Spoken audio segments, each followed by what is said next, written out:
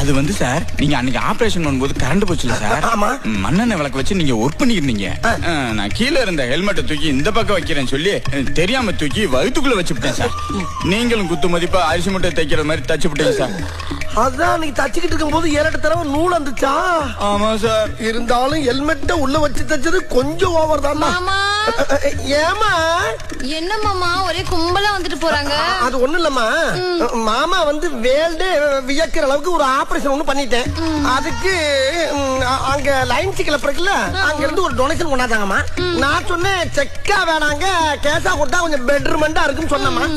அவங்க உடனே நான் மாத்திட்டு வந்து தச்சுறேன்னு சொல்லிருக்காங்க, வச்சிருன்னு சொல்லிருக்காங்க. இல்ல இல்ல தந்துடுறேன்னு சொல்லிருக்காங்கம்மா. அப்படியா?